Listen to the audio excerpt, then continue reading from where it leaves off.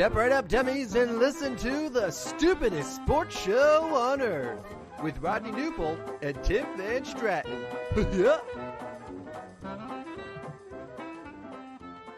Well, howdy, everyone. Welcome to the stupidest sports show on earth.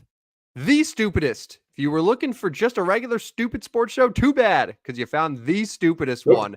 Episode 3 is in fact here. I am Tim Air Jordan Van Stratton, another one of my many nicknames. Alongside me is Rodney Newpol. You can follow him at Newpol Rodney.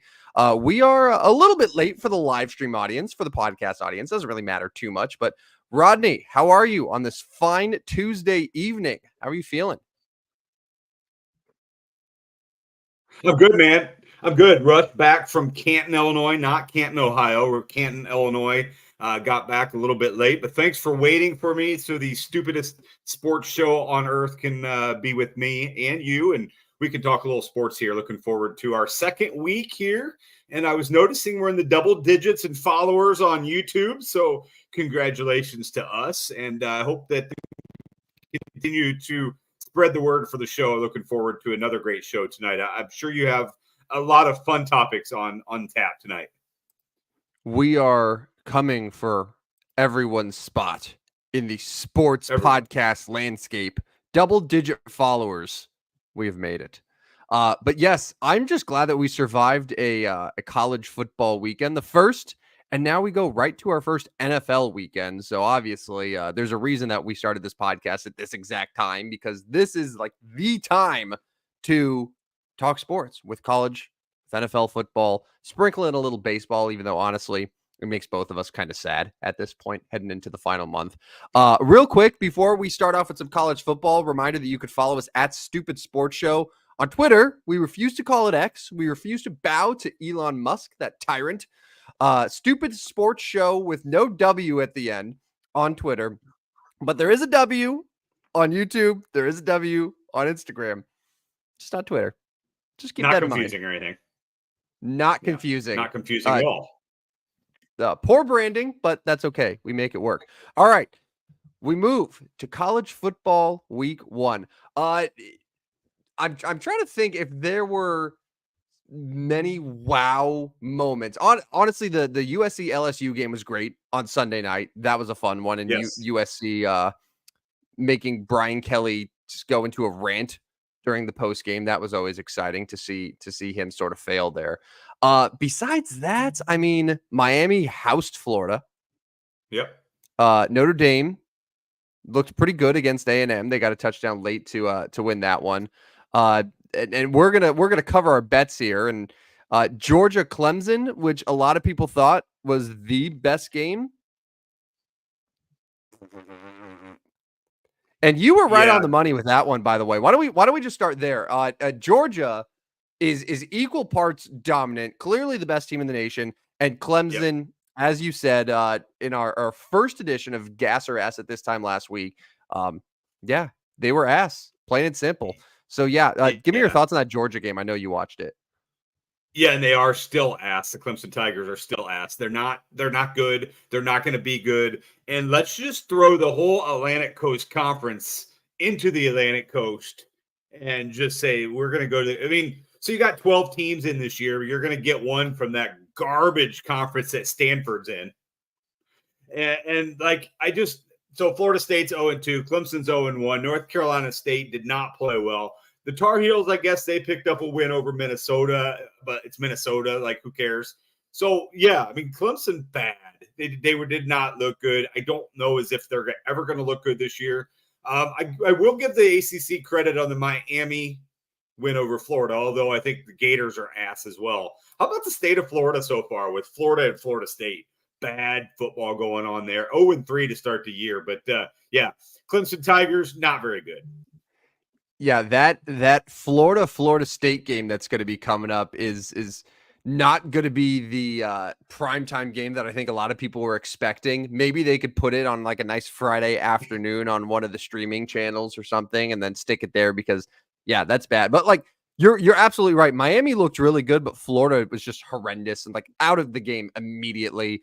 Florida State somehow a top 10 team. I think it was just out of respect from last year, but ever since they decided to go on this huge protest and bitch and moan about not getting to the playoff, they were absolutely obliterated in a bowl game to Georgia, and then they lost to Georgia Tech and now Boston College. And now Boston College could say they beat a top 10 team in the nation, even though we all know that that wasn't quite the case. But yeah, I'm with you on the ACC. My God, horrible. Yeah, horrible. not pretty football there at all. They look pretty poor, and I don't know who's going to come out of that. I guess it's going to be the Hurricanes, but 12 teams, they get one. I mean, these other big conferences are going to get two. SEC is probably going to get three. So yeah, I mean, somebody's going to have to stay to kind of take the flagship for the ACC. And like, yeah, we talked about the UNC Minnesota game. And it's like, okay, yeah, UNC won, but one, they needed the game of their life from their kicker, who was amazing. And also Minnesota happened to be the one Big Ten team that didn't win. Yeah, one out of 18 in the Big Ten. Right. But yeah, I mean, there were some others that didn't play super well. And then a lot of the teams beat some pretty ass teams as well. Eastern Illinois, Western Illinois, probably Northern Illinois, Southern Illinois. All the directional schools got beat by the Big Ten. Congratulations, Big Ten. Now you've got the test, and we'll get to these, I'm sure, of Texas and Michigan. You've got Kansas and Illinois. So we'll see how for real the Big Ten is after this week. Rodney, I didn't name this segment, but I would officially like to call it navel gazing. This is where we recap our best bets for betting. We each did 3 bets that we liked for last weekend's college football, and we're going to see how well we did. We're going to hold ourselves accountable because we are stupid, right? Some would say the stupidest, but we'd like to ideally tell people bets that win more than bets that lose. We don't want to have that guilt hanging over our heads. Your first one yesterday was Georgia -12. The line was shifting, but it was shifting toward Clemson. And I think when I got it on Saturday morning, it was like 10.5 or 11 points. Totally absurd. Free money. So yeah, and you were on that all the way. So you're 1 for 1 so far with taking Georgia against Clemson. Meanwhile, yes, go ahead. Keep going. This is one we disagreed on, pal. You loved West Virginia. And I said, listen, Penn State smoked this team last year. I don't think West Virginia is very good. And then Penn State housed them. It was what happened in the middle? It was delayed, right? Because it was like forever with multiple hours. I just kept checking back, and like the game still wasn't on. I don't. I'm assuming lightning. I mean, that's the only thing that can delay a game that long. And that's why they lost, was a lightning delay. Actually, I blame the Country Road song. I thought West Virginia. Okay, maybe not. But anyways, yeah, Penn State. I tried not to give the love to the Big Ten, but James Franklin, man, that guy is a cover machine. I should have known better. That's on me. That one's on me. No, what it is? It's because Penn State, the whole program, has this new zest for life, knowing that, hey, they can lose a game and they'll make the playoffs still because it's 12 teams. It's not like they are like, oh God, our season's over because we're playing with Ohio State and Michigan who are going to be better than us. But yeah, that game was 34-12. It was 20-6 at halftime before the delay. Penn State rolled. So I happily hit my first one there. Your number 2 was also a success, pal. Oklahoma State. You had them 9.5 against South Dakota State. This was also a line that moved a ton. I think up to like 13.5 by the time that it closed at kickoff. So you got in really, really early, but wouldn't have mattered. Oklahoma State won 44-20. So yeah, you were on there. I think Oklahoma State should be pretty good this year. Yes, Ollie Gordon is one of the best running backs in all of the country. Yes, they are going to be awfully good. They will compete for a Big 12 title. Utah's the favorite there, but Oklahoma State will compete for a Big 12 title. Keep that name in mind. Ollie Gordon, best runner. He's going to be an NFL guy next year. Oh, yeah. All right, our first L. This one hurt me, man. I was like, I liked UCLA. They spent some time in Hawaii. Hawaii had played the week before. I was like, the Bruins are going to come in. They got that new coach, blah, blah, blah. And, man, they had to sweat just to win the game. Yeah. Cover wasn't even an option. I liked UCLA 13.5 there. They ended up winning 16-13. Had to come back. They were down 10-0 at halftime. They had to get a couple field goals late. UCLA won. Congrats. But They did not cover, not even close. So I took an L Yeah, there. So you were yeah, and you were 2-0 to start, and then I was 1-1. yeah, I followed this game as well, and yes, kudos for them coming back and winning the game because that's a bad loss if you go to Hawaii and lose. Deshaun Foster winning his first game. Ethan Garber's not good, and the running game for the Bruins was ass bad. Yeah. Fortunately, they were able to throw the ball down the field a little bit. Rico Flores and Notre Dame transfer was real good, and the Bruins are 1-0, one of the 17 Big Ten teams that won. And here's the fun part of what I get to do here. I don't encourage losing, but at least my L was on a team that still won the game. Because Rodney's third best bet was the Houston Cougars, a 2.5-point favorite. He liked to cover at home against the UNLV Rebels. Not only did Houston fail to cover the 2.5 points, they lost 27-7. They were shut out up until the fourth quarter. What happened? What the hell, man? Yeah. I mean, I put stock in that Donovan Smith would be better this year for the Cougars, their quarterback. They were 4-8 last year. Wasn't sure UNLV would be as good as they were last year, but I was dead wrong. I'm very wrong. I missed this one. My bad. Houston not good in this one. And I don't know. I think the Cougars just may not be very good again. I thought they may be turning the corner, but they're not. And now, yes, I took a bad loss there. Well, after taking Houston to win it all at March Madness, I feel like that's just one of those schools that just everyone expects so much from them in all things, and it just always ends in disappointment. So I get it. Fortunately, I ended on a high note, though, because that LSU USC game, I didn't really have a lean who was going to win, but I said 64.5 points is ridiculous. Yes. And sure enough, they came well below the 64.5. It's like the odds makers just took one look at the game when it was announced, and they were like, oh, yeah, Caleb Williams, Jaden Daniels, that'll be a shootout. Defense is bad. Of course, easy. Totally forgetting that both of those quarterbacks, those Heisman winners, are now in the NFL. They were the respective 1-2 picks in the draft. And also, each team is a new defensive coordinator. I didn't understand it then. And oddly enough, a lot of the public was saying over as well. I don't know if they were just thinking again to bad defenses last year, indoor game, but this was like the easiest under of my life. And Yeah. I mean, and like you mentioned at the start of the show, there's such a bad game that it made Brian Kelly pout in the post-game press conference. That was my favorite part of the game. The Southern drawl of Brian Kelly is 0-1, and he blamed himself for the loss. I also blame you, Brian Kelly. I always blame you.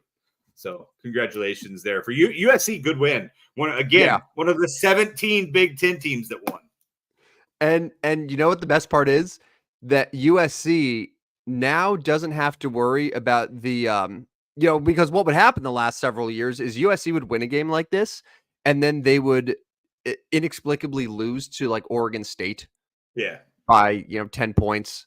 And then their season would be over. They don't have to worry about that anymore. There's no more Pac-12 underdogs that are going to upset them.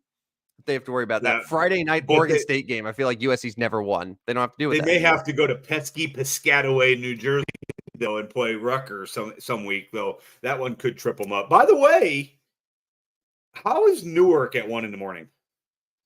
Oh God. Oh.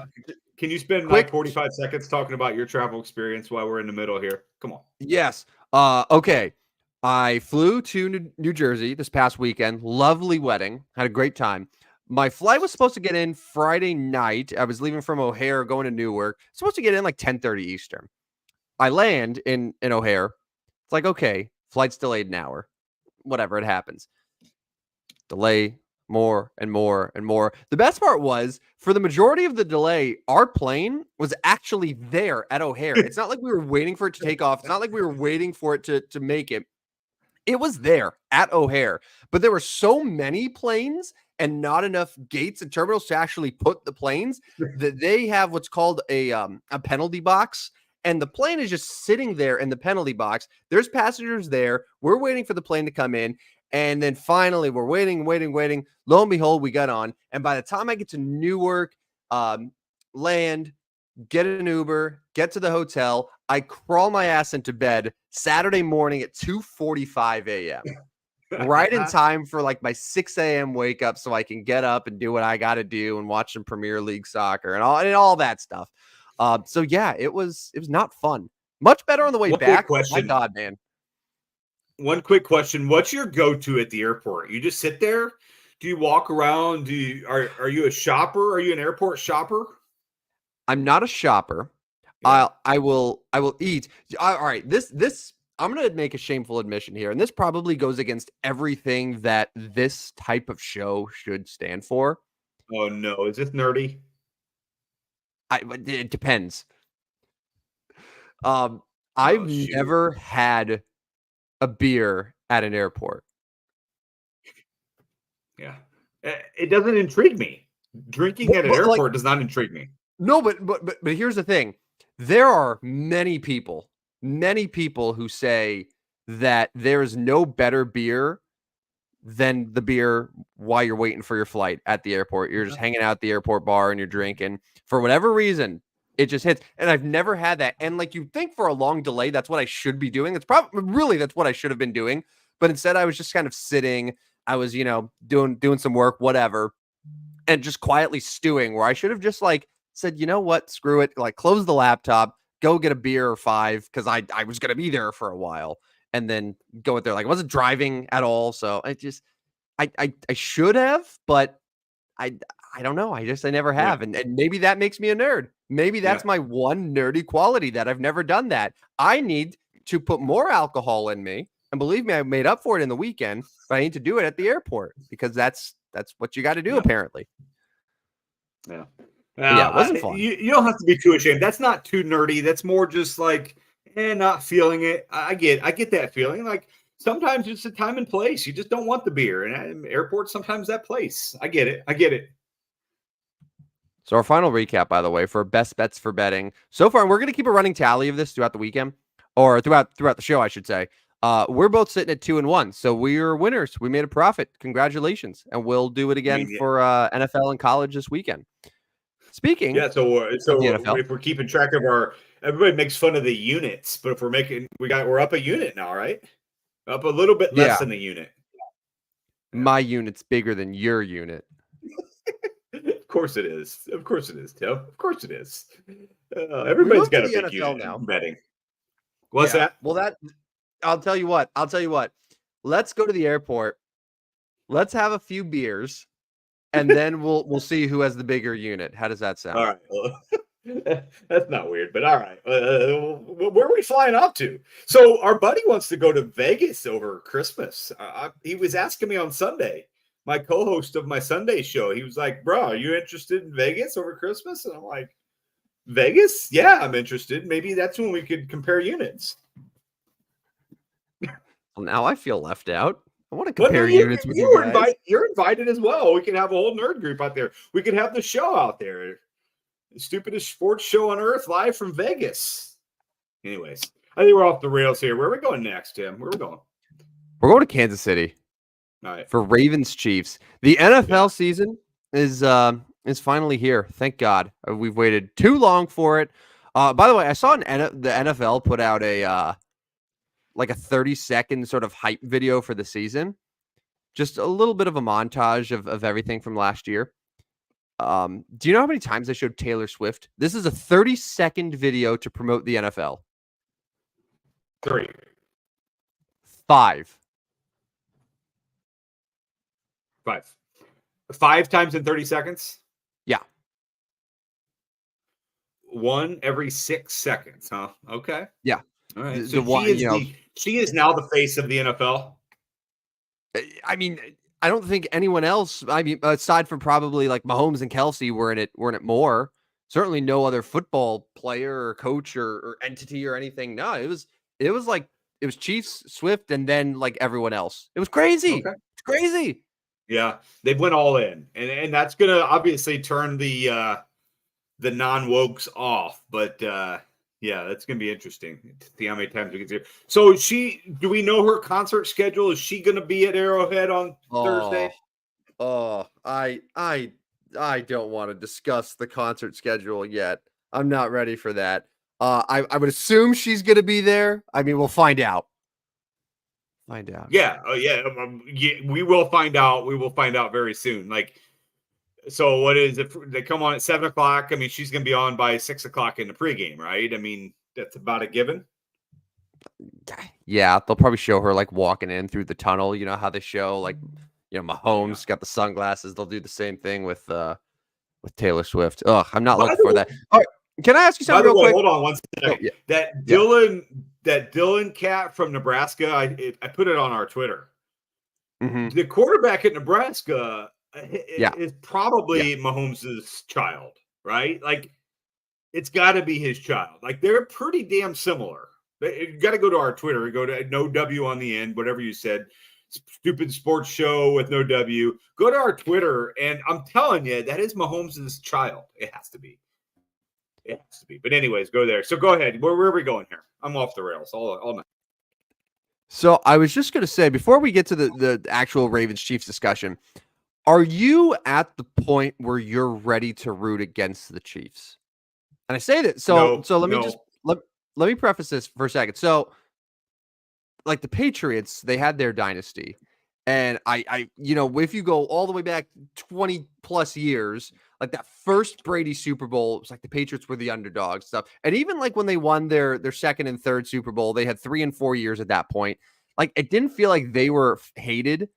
And then, once they got to they're on the cusp of the undefeated season, they had Spygate, they had Deflategate, like all of these things. And that was sort of the turning point to where they started to become hated. And then, they were that way all the way up until Brady left. So then you have the Chiefs, like Mahomes it's still, to me, likable. I know a lot of people don't, but like he's likable to me. Travis Kelce, super likable, kind of similar to Gronk. Andy Reid certainly is a lot more likable than Belichick was. So like you have those sort of core pieces in there. But at first I was like, I don't know if I'll see myself getting tired of the Chiefs and rooting against them. And even this last Super Bowl, I was rooting for them against the 49ers. But I'm wondering if people are finally ready to be like, I am so rooting against this three-peat. I'm tired of Mahomes. I'm tired of Swift. Like, I'm tired of seeing Kelsey's face plastered at every single place. Like, I wonder if this is finally the year where we're going to see a lot of NFL fans who aren't Chiefs fans sort of turn and be like, all right, I'm ready for something new and like ready to finally root against the dynasty.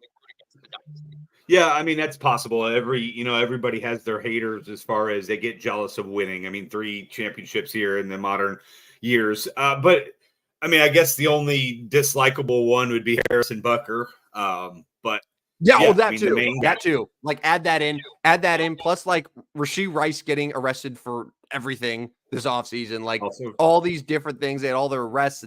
There's a lot of different things. And the 3 people that are tying them together and keeping them likable is like Mahomes, who, by the way, has like sort of a wife and brother who people kind of hate a lot.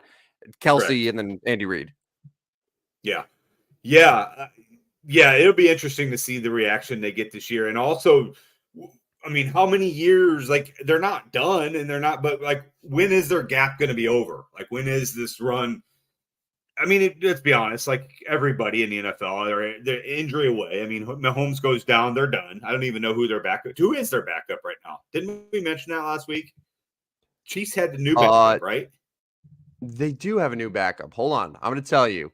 This would have been where are they now? Who does he play for now? Hold on. I'm going to give it to you, Rodney. All right. The Chiefs' backup quarterback is Carson Wentz. I don't think we talked about him last week, but yeah, I mean, so like Carson Wentz isn't going to lead them to the Super Bowl. He's just not. I mean, it's going to be Patrick Mahomes. So like Mahomes goes out. Is that the end of the era? How many years do we have Kelsey left? Right? Or I mean, is he going to be like his brother, where like all of a sudden he's like, okay, I'm kind of tired of this. I'm getting old. I'm done. There's a lot of intriguing questions when you talk to Kansas City Chiefs. But I like your question. When are they going to be hated this year? I'm not going to hate them. I like what the Chiefs do. I like greatness. And I want them to challenge the dynasty of the Patriots, and a fourth championship would start getting there. Yeah. I think I'm still in favor of them, and a lot of it has to do with because I would like to see Patrick Mahomes, as great as he is, make a run at just like, let's see how many titles this guy can win and challenge Brady, because like just in terms of pure skill and talent, like Patrick Mahomes is better than Tom Brady ever was, like just in terms of just ability, but Brady had just certain qualities and intangibles and things like that just when you combine it with his talent, his work ethic, like I mean, the guy won 7 Super Bowls not by accident. So, but I'd like to see Mahomes challenge him. I kind of agree there. As far as now Thursday, I all right, I'm just gonna tell you right now, and I'm curious to hear like what sort of your gut reaction is. I kind of think the Ravens win this game outright. They're a 3-point dog at Kansas City. The Chiefs, historically under Andy Reid, are very good in season openers, but they also, lost last year at home to a Lions team that ended up going to the NFC Championship game. That was very close to playing them in the Super Bowl. So, like, a good opponent. And the Ravens certainly, I think, are in that same level of skill. There's not really any injury stuff. I think maybe Hollywood Brown's sort of the only guy that's questionable right now of note for Kansas City, but Baltimore's got a clean bill of health. I just think the Ravens are coming in super motivated, and Kansas City, as we saw last year, is like, hey, we don't need to really sort of turn it on until like the final few weeks of the year. Like we were ready to write them off with like 3 games to go in the regular season, and then look what happened. So like I just think it means more to Baltimore. I think that Derrick Henry coming in there is going to make a huge difference. Lamar Jackson's the reigning MVP, still an exceptional quarterback. Mark Andrews, who missed a lot of time last year and was hurt. Did he play in the AFC title game? Was he available or was he out at that point? I can't remember. Andrews was there, right? Because it was like he was injured, and then maybe he like came back but wasn't fully 100% in that game. Yeah. I think he was. Yes, you're right. He came back to play, but wasn't a huge factor in that one. You're right. Yeah. So like to me, Baltimore just it's coming in. They're better than they were last year. The Chiefs are about the same to their credit, but just I feel like this is going to be one of those situations here where Baltimore just comes in and just plays really inspired football and just keeps it on the ground, and the combination of Henry and Lamar and just gonna control like possession a lot, just with the amount that they're going to be running, and then get the passes to Andrews where they need to. And I just think I'd like Baltimore in this game. Certainly, I would take them to cover. They're at kind of 3 points right now, but I think the line's probably going to move closer to 2.5 by the time that we get to kickoff.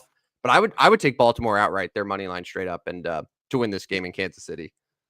Yeah, see, I'm going to go on the other side. I'm going to go with Kansas City here. I wonder and I worry a little bit about the meshing of how you put a stud running back like Derrick Henry into an offense that doesn't use stud running backs.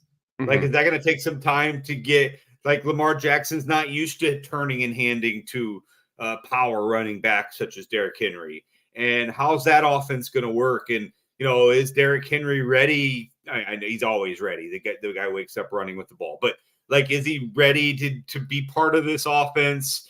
But what is his role in the offense? Is his role the same role as what it was with the Titans? No, probably not.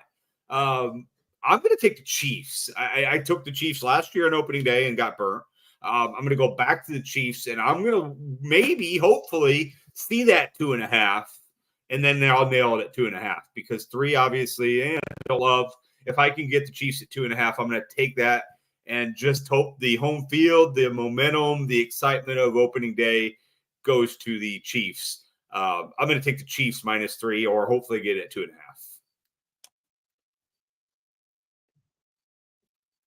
And the swiftness too. You forgot to mention that. That's important. Swiftness, yes. I see somebody in our comments mentioning Chris Jones. Chris Jones, a big factor. Last year was in and out of the lineup there early in the year. So I do like the Chiefs in this one.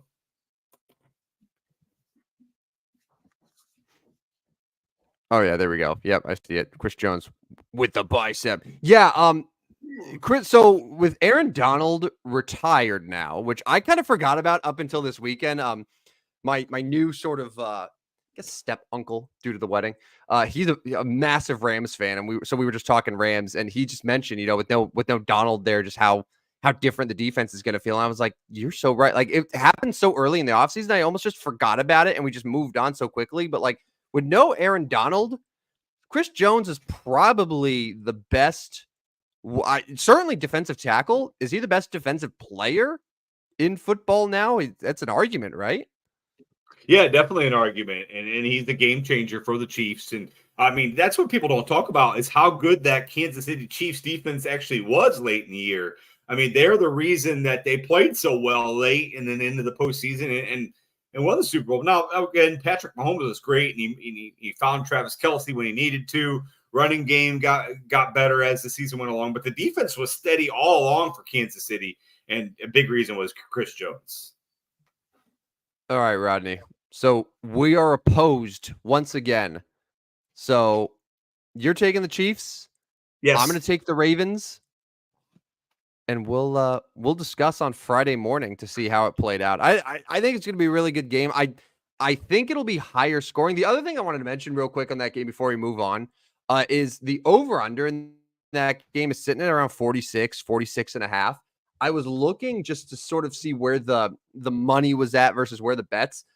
Right now, I'm on Sports Betting Dime right now. So Kansas City and Baltimore, 83% of the bet percentage. So just the percentage of actual bets coming in are on the under 46 and a half points. Because I think a lot of people are just looking at the score last year, which was what, 17-10. It was super low scoring. However, 55% of the money is on the over.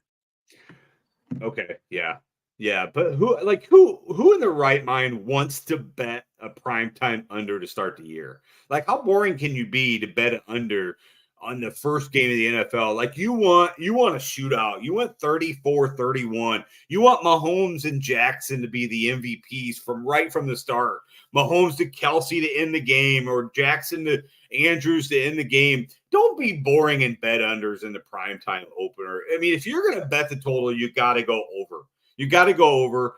This is the show. We do not allow nerds on this show. If you are betting an under, you are a complete nerd.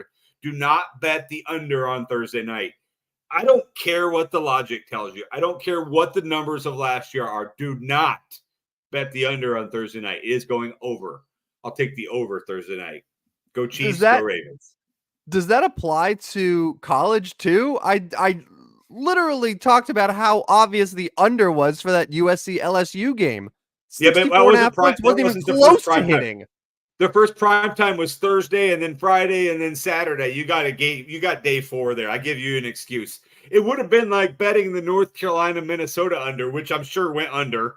But don't pay attention. Like, don't worry about my logic.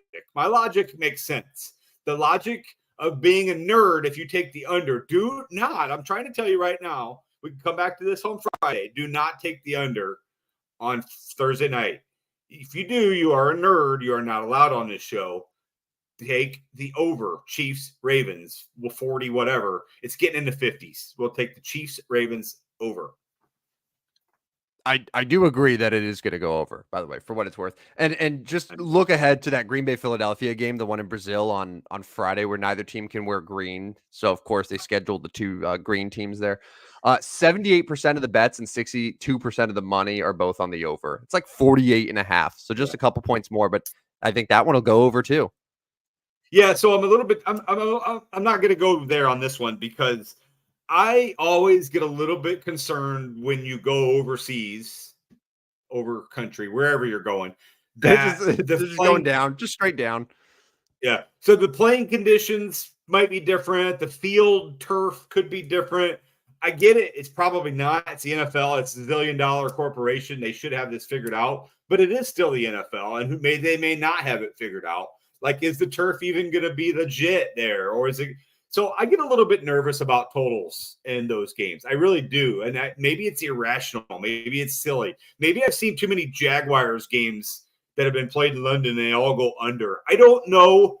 But I right now am a little shaky on even thinking about the total in Green Bay, Philadelphia, and Brazil. So we can talk about that Friday morning, but right now I am neutral on the Green Bay Philly total. Sound like a nerd there. Afraid of Being points. neutral? Nerd. Yeah, because I'm not betting it. So I'm a nerd because I didn't bet it. Yeah. I'm trying to be Right. smart this year, man. I'm trying to Skeeter talks about the making sure you're being wise with your money. It was one of his topics he talked about Sunday show. Ooh. Yeah, I know, what a nerd. Anyways, Ooh. yeah. Okay, I'll bet the over. Sorry. It's prime time. But I can't even Get your airport beer, bet the over. That's what the stupidest sports show on earth wants you to do. And we're going to transition now, Rodney. We're going to go to a new old game. Sorry, is it a new old game, an old new game? I butchered the introduction of it. It's time for Gas or Ass. Now, Gas or Ass was one of the staple segments of the first episode of the stupidest sports show on earth. Last week's edition was the college football over/under win total. Naturally, we have gone to the NFL, and we have found 5 teams that I think had pretty transformative off seasons that we would like to mention and discuss in episode 3's Gas or Ass. So, Rodney, what do you say we start with a team that, being here in Central Illinois, we hear way too much about all the time. It's a team that I believe is on Hard Knocks Tuesday night, the final. There's got to be the final Hard Knocks, which I heard kind of sucked, by the way, but I digress. It's the Chicago Bears. The Chicago Bears lucked into Caleb Williams thanks to the Carolina Panthers' complete ineptitude. They've surrounded this star quarterback prospect with Keenan Allen, with Rome Odunze, with DeAndre Swift. This is one of the best situations that we've ever seen a first overall quarterback come into, and one of the best first overall quarterback prospects that we've seen since probably at least Trevor Lawrence in terms of just the hype coming in. The Bears are at 8.5 wins, but some have them at 9, some have them at 9.5. It kind of just depends on what book you're looking at. But I said it at 8.5 wins. This is a team that won 7 games last year with Justin Fields. Rodney, I'll start with you. We'll both sort of give our answer here, but the Chicago Bears over under 8.5 wins. Gas means the over, ass means the under.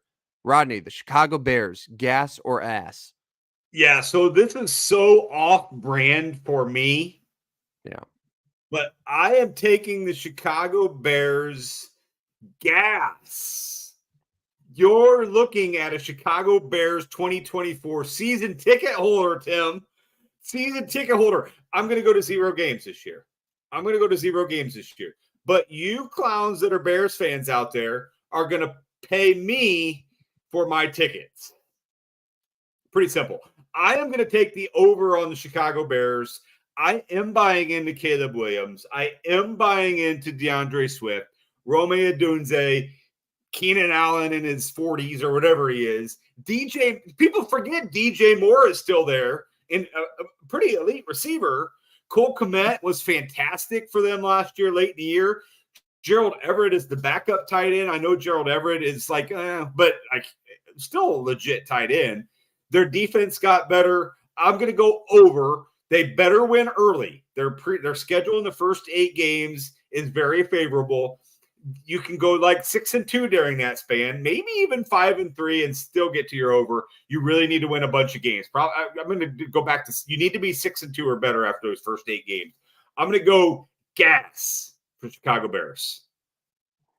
8.5 wins. At that number, I will also say gas. Now, we're talking about the offense, and you briefly mentioned the defense, but yeah, they got Kevin Baird, who is a good safety from Philly. But remember last season where they got Montez Sweat? This was a team who wasn't going to go to the playoffs at this point, but they got Montez Sweat sort of as the long-term play. They got him locked up to an extension. So they got a good pass rusher that they didn't have for a full year last year. They got a couple good middle linebackers. The offensive line, there's 2 things that worry me about the Bears, and I think they worry everyone. One, the offensive line, I think is at best okay. Like at absolute best, it's okay. It's fine. And the good news is Caleb Williams sort of thrives in improvisation, making things happen in case a play breaks down. It works. Unlike Justin Fields, who just first read isn't there, he just runs and then gets hurt or fumbles. But if the offensive line can be difficult, we'll see. But and then the second thing was Matt Eberflus. Matt Eberflus just isn't a good coach. And I think that it would be the talent is going to propel him as opposed to him propelling the talent. So, yeah, just for what they have on paper, their receiving core is great. Caleb Williams, I think, is going to be really good. They have a lot of strengths on both sides of the football. They don't play a team, as you mentioned, in the NFC North until I want to say week 10. Yeah, I think the Bears are going to be in a position where they win 9-10 games this year. I don't know if that's good enough to win a division, but certainly get into playoff contention, absolutely. So as much as it pains me, because I do revel in seeing the Bears just generally be inept, yeah, I'm going to take gas on them as well. So we're in agreement. I will, gas for the Chicago Bears. I will miss the Justin Fields late game fumble from the Chicago Bears.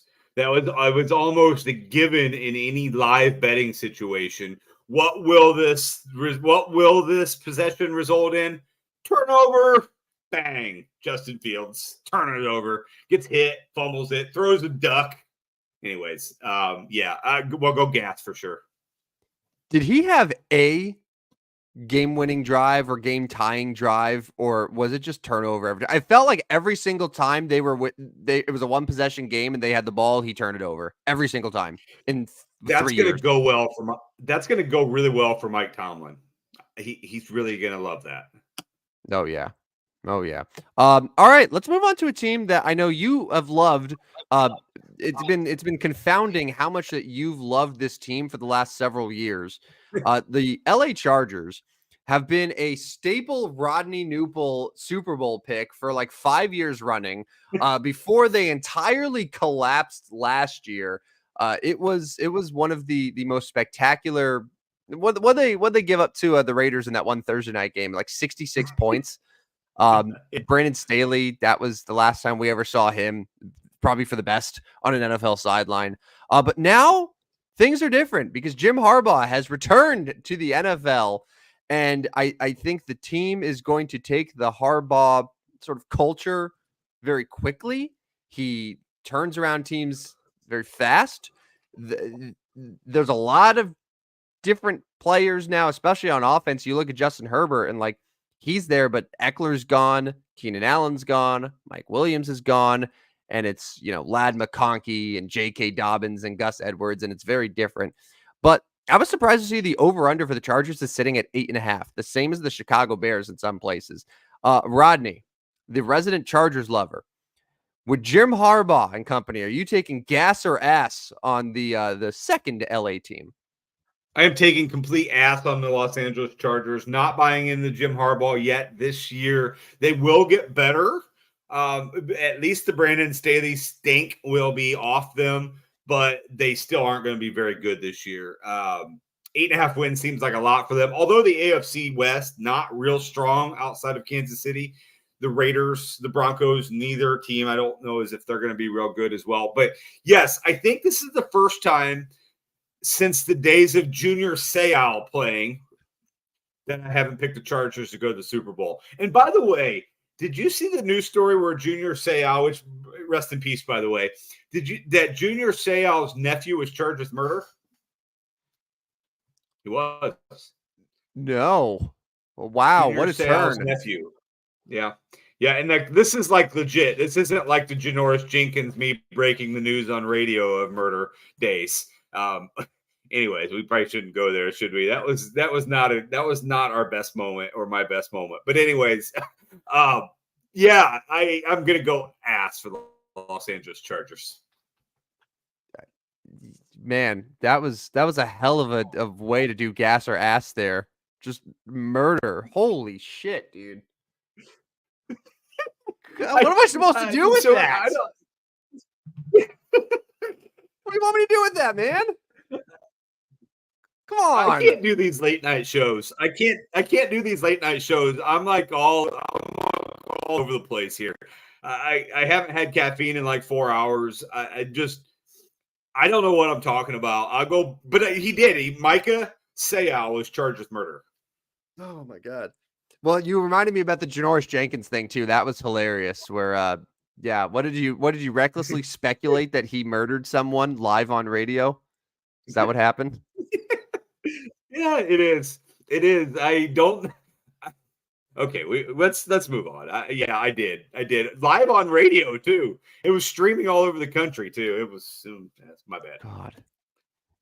I'm gonna take ass on the Chargers, and not because I don't believe in Jim Harbaugh. It's more so that 8.5 wins is just a lot for a team that just had a ton of turnover. That their receiving group right now is Josh Palmer, DJ Chark, and Ladd McConkey. Like, the defense, there's a lot of turnover. Yeah. Khalil Mack's old. That's a really high number. I'm gonna go ass on them. So we're in agreement on Bears and Chargers right now. Let's move. Let's get away from murder and let's go to the Atlanta Falcons. Now the Falcons have a brand new quarterback. Is it fair to say that the Falcons have maybe the Bears, depending on how Caleb Williams does, but I feel like the Falcons to go from Desmond Ridder and Taylor Heineke to Kirk Cousins is the biggest year-over-year quarterback upgrade of any team in the NFL this year. But the Falcons are clearing away the division favorite in the NFC South. They have Kirk Cousins. I think he's going to do wonders for Drake London. I think people are finally expecting something from Kyle Pitts. I wait to see on that. I know the fantasy nerds might disagree with me. Bijan Robinson, when he actually was on the field last year, looked pretty good. Oh yeah, and Arthur Smith's gone. That's the other thing. So they got a new coach, they got a new quarterback, just new vibes in Atlanta. Their over-unders at 9.5 wins. I'm curious how you feel about this team because I have some thoughts. I will take gas on the Atlanta Falcons, mostly because I don't have any faith in Carolina, New Orleans, or really Tampa Bay to be very good. And they've got to beat somebody. And so I was talking to a buddy today, and we were talking, it was fantasy talk. But I think Bijan Robinson could be the guy that wins your league for you. I think he could be that guy. We said that last year, though, as a rookie, and Artie didn't give him the ball. And so, that was a different story. But Bijan Robinson is a game changer, a game breaker. If they're smart, they give him the ball. When he doesn't get the ball, Kirk throws it to these dudes. Yes, I'm going to go over 9.5. I'm going to go gas on the Atlanta Falcons to win 10 games and also win the NFC South. I hate to say it, but we're agreeing again. I think that this team is gas. I like the Falcons a lot.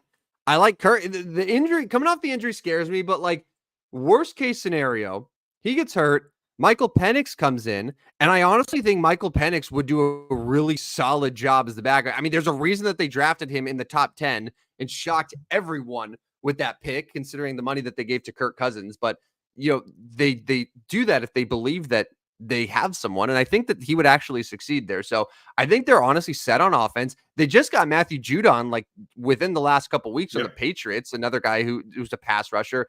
They have Justin Simmons and Jesse Bates. That might be one of the best safety duos right now in the NFL. But yeah, like the new coach, the new quarterback, it works for me. And the division sucks. Like the Panthers are terrible. The Saints are going to be really bad this year. The Buccaneers, like I do like Baker Mayfield.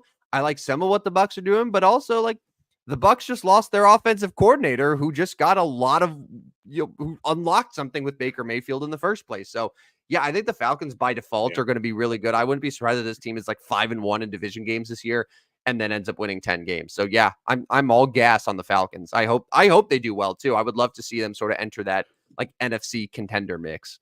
The next team, we're 3 for 3. I know, it scares me.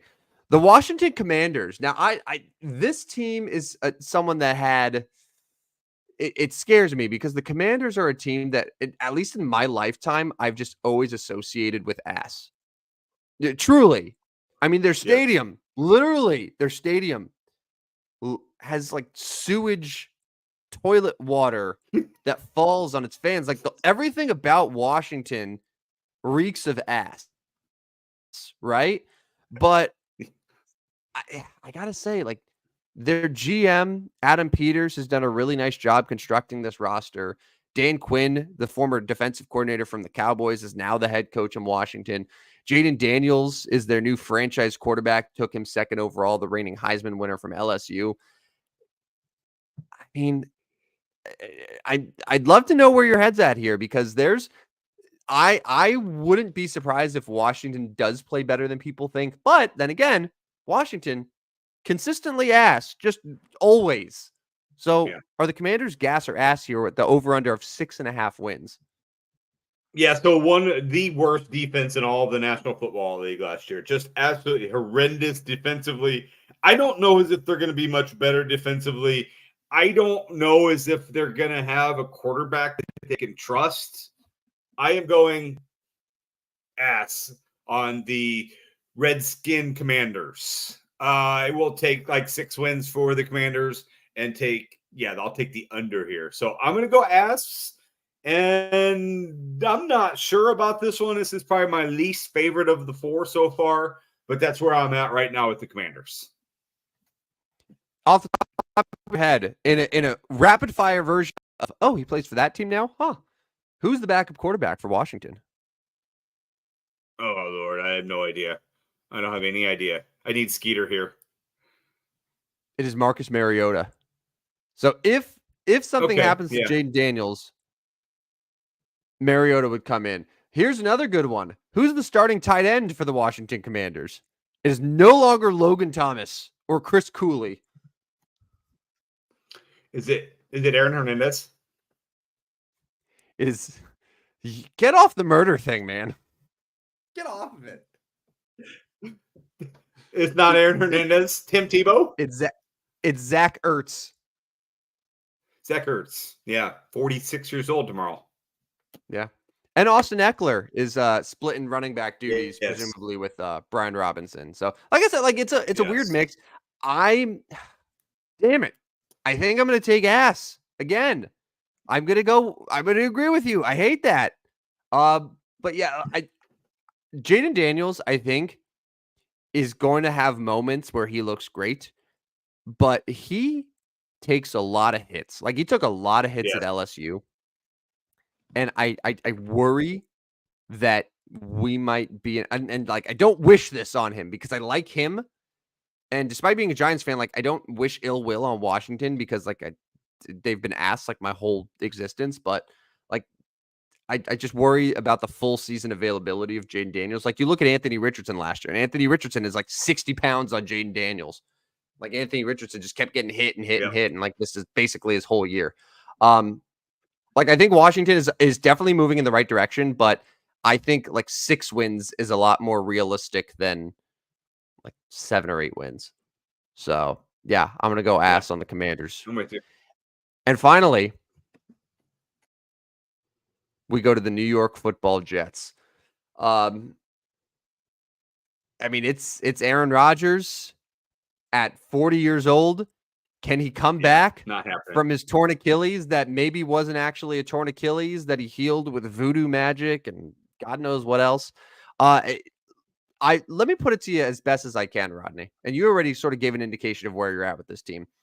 If the New York Jets roster, their 53-man roster, wore any other uniform, like if you put that exact roster just in like Indianapolis Colts attire, I think everyone would be considering them as a Super Bowl contender.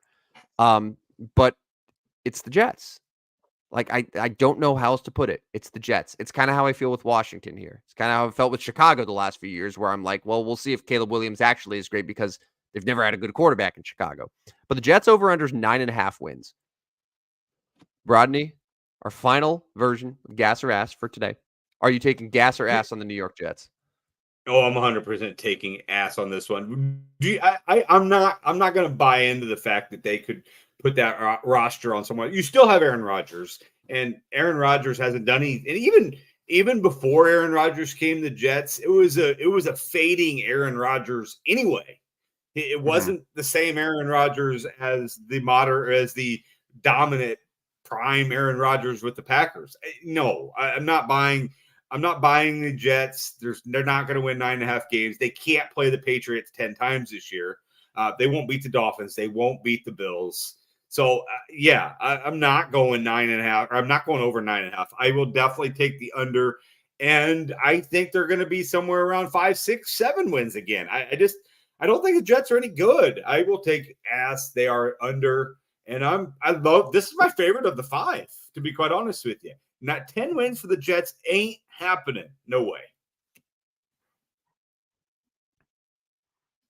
I have good news for you, Rodney. We You're finally different. disagree. Yeah, you're wrong. I am all in on the Jets. All in. Give me the gas. Give me the gas. That's just Rodgers is playing a full year. Just because you came back from Newark, you bought. Brees Hall is going to win you a league. Hassan Reddick is eventually going to play. I think, maybe, hopefully, we'll see. They got Tyrone Smith now. He used to be good. No, but okay. In all seriousness, though, like even though their quarterback situation was just total dog shit last year, like Zach Wilson and God knows who else they were throwing behind. Like it was bad. It was horrendous. But yet they still won what? Were they 7 games last year? 7 because they were like right around where the Bears were. So like that's a 7-win team with Zach Wilson and just an actively horrendous quarterback situation. They return a lot of that roster. That's now a little bit better.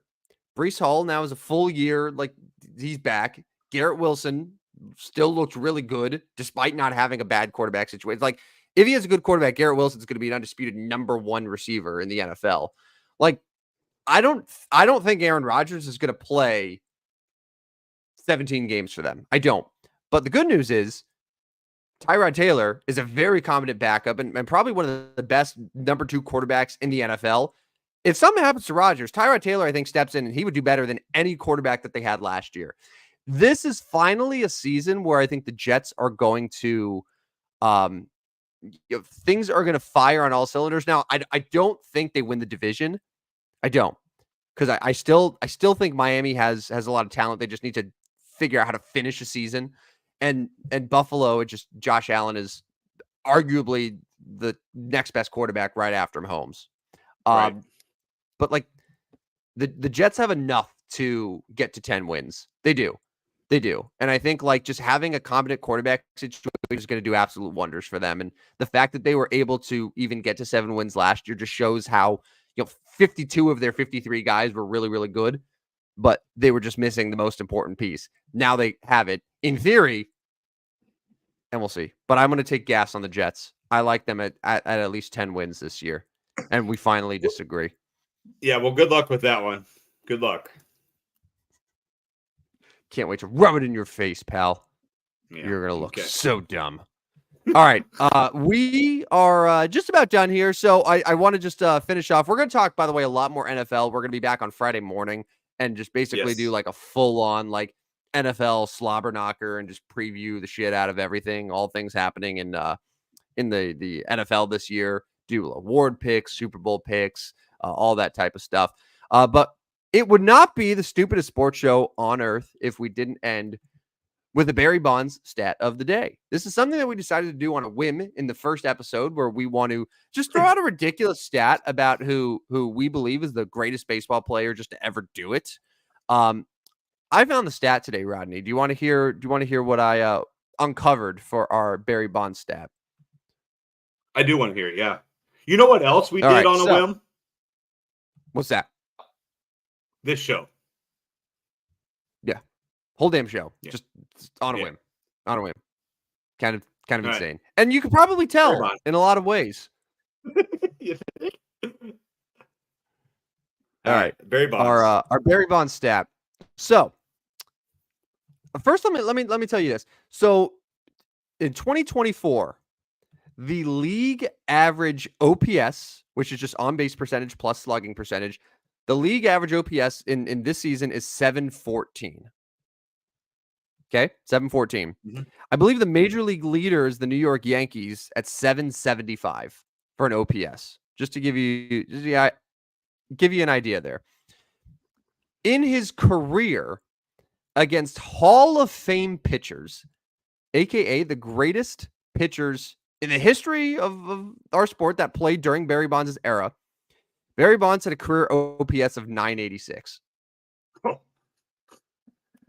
Wow. You're talking about like the Roger Clemens, the Greg Maddux, Yes. Randy Johnsons. Yes. Schilling. All of those. Yep. Kurt Schilling's not in the Hall of Fame, but like John Smoltz, Tom Glavine, Greg Maddux. Yeah, you said Randy Johnson. I mean, you could probably just go down the list. We could pull a bunch here, but yeah, 986 OPS against Hall of Fame pitchers, and collectively, 30 Major League Baseball teams this season have an OPS around 714. That is like a difference of what, 270 points. It's insane. Yeah, that is insane. Yeah, I mean, the dude, we've said it every week. The dude is just outstanding. He was outstanding, and it's a shame. It's a shame that there's so much drama and negativity around him, because the stats pre and post cheating were just amazing. I've got one for Friday's show that is like I marvel at. I'm like, what the hell? That can't even be real. But yeah, he's pretty amazing. Pretty amazing. Well, keep listening to the Stupid Sports Show on Earth for more Barry Bonds stats of the day to wrap up each show. And that's going to do it. It is late. Rodney needs to go down an internet rabbit hole to look up other brothers of NFL players who committed heinous, murderous acts, since apparently that's what he wants to bring to the show today. Reminder, you can follow the Stupid Sports Show on Twitter. We are at Stupid Sports Show with no W, but the W's everywhere else. Think of it this way. That's completely Elon Musk's fault, though. Like, we know this. Think of it this way. Don't give Elon the dub, right? Elon doesn't get a dub for anything. So nothing. That's why we don't have it on his platform. That's true. That's true. Yeah. Like if we were going to, we'd be giving him the W. We're not giving him any of our W's. We are taking and keeping all of the W's. Not you, Elon. Not you. You get none. But other than that, follow us, Stupid Sports Show with a W, on Instagram, on YouTube. You can watch us live again Tuesday nights, Friday mornings. And you could also listen in case you miss any live streams. You can listen on Spotify, on Apple, iHeart, YouTube. A lot of places that you would normally get your podcasts. We will be there. You can listen to us talk really fast or really slow. You could do that now, which is very, very nice. So that's going to do it, though, for the Stupidest Sports Show on Earth, episode 3. Rodney, good luck to you. We are opposing on Ravens Chiefs, but we were very aligned with gas or ass, which is concerning in some ways. But we'll see how our predictions shake up on Friday's show. Rodney, have a good night. Remember, it's okay to be dumb, and I'll talk to you on Friday. Yeah, sounds good. Can't wait for that Thursday night game and then the college football week 2. We'll talk more about that on Friday as well. Love it. All right. Sounds good, everyone. We'll see you on Friday. This is the Stupidest Sports Show on Earth. Step right up, dummies, and listen to the Stupidest Sports Show on Earth with Rodney Newpol and Tim Van Stratton.